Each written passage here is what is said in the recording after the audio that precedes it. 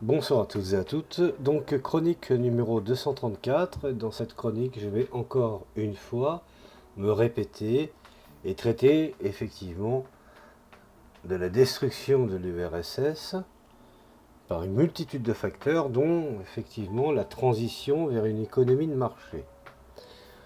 Finalement, au fond, la même thérapie de choc qui a été appliquée en Pologne, en utilisant l'Lech Walesa, comme ce fut également le cas au Chili contre Salvador Allende et l'unité populaire. Alors, Boris Eltsine, encore ce sinistre, a été élu président de la Russie en juin 91. Ça, c'est pour la date précise. Disons que la première élection présidentielle directe de l'histoire de la Russie. En octobre, Eltsine a annoncé que la Russie procéderait à des réformes axées effectivement sur le marché. Parce que c'est cela, finalement, au fond, qui nous importe de parler. Alors, du Parlement russe, Eltsine a reçu 1 an de pouvoirs spéciaux dans le but de refaire l'économie de la Russie. Les députés se sont sentis proches d'Eltsine, se souvenant qu'il était tenu, je dirais, au sommet d'un char à Moscou. Rappelez cette espèce d'image qui, aujourd'hui, on le sait, était en fait une véritable mise en scène. La réforme d'Eltsine devait être décrite comme similaire aux réformes de la Pologne, connues sous le nom de thérapie de choc. En Russie, il y avait eu une privatisation soudaine d'environ 225 000 entreprises d'État, d'où, quelques temps après, l'apparition d'une multitude d'oligarques s'étant, je dirais, enrichis, pour ne pas dire gavés. Une libération soudaine des contrôles des prix et des commerces, des devises, et le retrait des subventions de l'État et la libéralisation, je dirais, du commerce. Eltsine avait réuni une équipe d'économistes consacrée à l'économie de marché.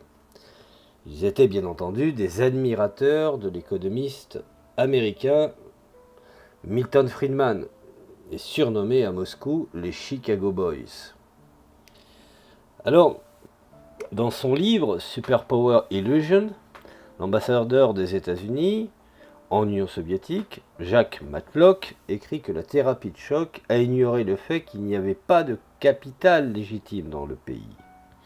En d'autres termes, les détenteurs d'investissements dans la richesse, Matlock décrit le résultat des responsables du Parti communiste, des officiers supérieurs de l'armée du KGB et d'autres initiés privilégiés rejoignent bien entendu les criminels qui dirigeaient un marché noir pour voler ce qu'ils pouvaient aussi vite, bien entendu, qu'ils le pouvaient.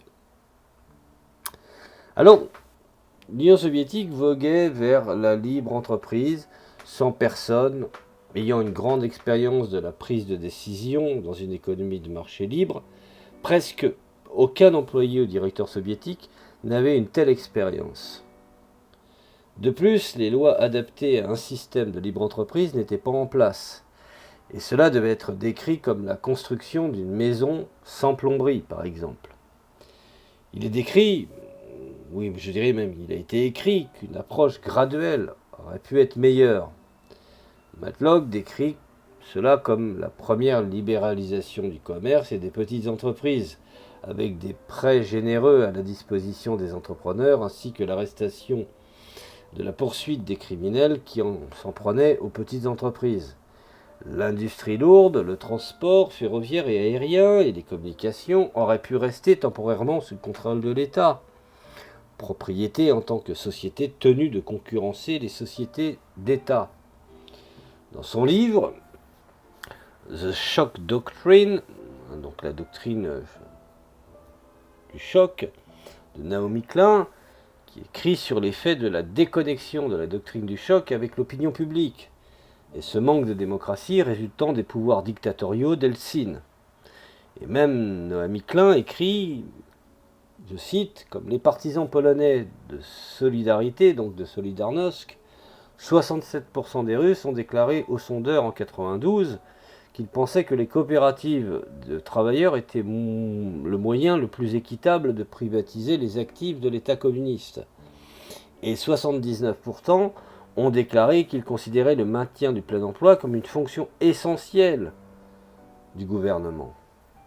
Alors Eltsine a promis des difficultés pendant environ 6 mois, mais qu'alors la reprise viendrait et que la Russie deviendrait une grande puissance économique. Quatrième au monde, ben voyons. Et selon Noémie Klein, après seulement un an de thérapie de choc, qui avait fait des ravages, l'inflation avait, je dirais, réduit la valeur de la monnaie russe. Millions de Russes de la classe moyenne avaient perdu toutes leurs économies, ça ne l'oublions pas. Des millions de travailleurs n'avaient pas été payés depuis des mois. Et le Russe moyen a consommé 40% de moins en 92 qu'en 91. Alors le gouvernement a décidé de contrôler l'inflation par l'austérité pour lutter contre l'inflation. Et le taux d'intérêt ont été relevés et des réductions massives des dépenses sociales de l'État ont été effectuées. À la mi-93, de 39 à 49% de la population vivait dans la pauvreté. Je vous passe le problème de l'alcoolisme, du suicide, etc. Alors, les achats se sont taris. Au milieu des années 90, l'économie était déprimée. En 98, l'économie russe a davantage souffert d'un crash financier déclenché par la crise financière qui a débuté en Asie en 97. Et selon les statistiques du gouvernement russe, le déclin, je dirais, économique en termes de produit intérieur brut a été plus sévère que celui subi par les États-Unis. États-Unis, dans la Grande-Bretagne, qui a connu la dépression des années 30. Pardon, je suis en train de commettre une erreur, mais États-Unis dans la Grande Dépression des années 30. Alors, si on se rapporte effectivement aux informations données par Wikipédia, le décès lié à l'alcool en Russie, comme je l'ai précisé, a augmenté de 60%, ce qui n'est quand même pas rien. Et dans les années 90, les décès dus aux maladies infectieuses, aux parasites, ont augmenté de 100%, principalement parce que les médicaments n'étaient plus abordables pour les pauvres, puisque tout avait été privatisé. Le juste milieu et la prudence n'avaient pas été la voie des, je dirais, il faut le reconnaître, des marxistes-léninistes qui, finalement, au fond, en fin de course, ne croyaient plus dans le système. Et ça, il faut effectivement le reconnaître. La modération avait été la voie de ces sociaux-démocrates que Lénine, effectivement, avait, à un moment donné, considéré qu'ils étaient trop tièdes. Et, finalement, Eltsine n'a pas été non plus enclin, je dirais, aux émotions à l'égard d'une population, je dirais, martyrisée. Alors, il y a eu des conséquences politiques, y compris une montée de l'hostilité envers Eltsine. Aujourd'hui, l'être le plus détesté en Russie. C'est quand même assez étrange quand on regarde comment il a su être plébiscité. Le 13 août 93, une plainte dans le journal Izvestiet, le président émet des décrets comme s'il n'y avait pas de soviet suprême. Le soviet suprême suspend les décrets comme s'il n'y avait pas de président.